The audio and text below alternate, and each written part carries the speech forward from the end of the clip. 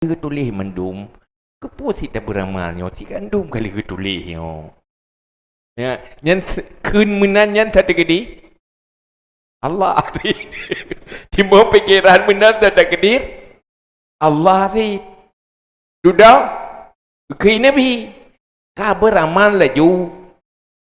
Munyo memang kita gedi si mudah, mana kita gedi si gagal. Ikah urusan beramal. Sotek gedi kun malu. Allah tidak.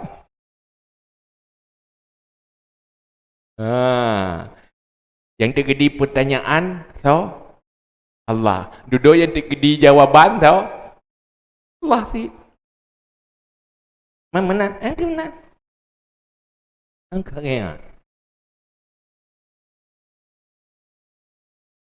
Oh man, aneh mana? Yang terjadi kena aneh, so Allah tidak. Tak aneh dalam fikiran. Itimut aneh dalam fikiran, so terjadi Allah tidak. Oh, hirau ke hai ko apa buat lagi ya? Sedek ni. Ya, Allah ni. Timur huru macam-macam fikiran yang aneh-aneh, sedek ni. Allah ni.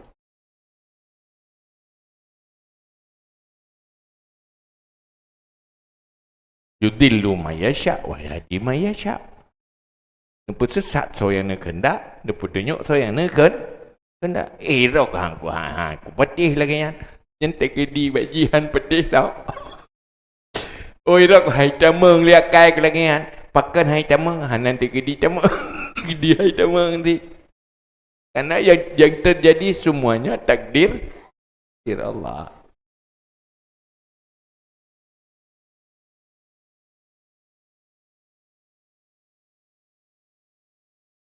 Wa huwa sababun li ilmil khalqi annal amal nafi' wa ilmuhum fi'lun min af'alillahi ta'ala.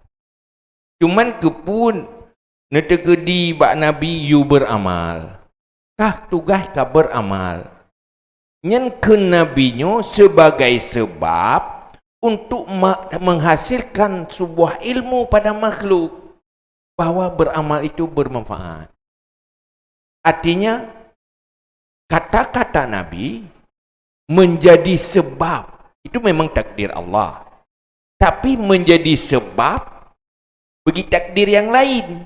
Dan takdir yang lain, pengetahuan makhluk bahawa sungguh amal itu bermanfaat. Beramal. Nah.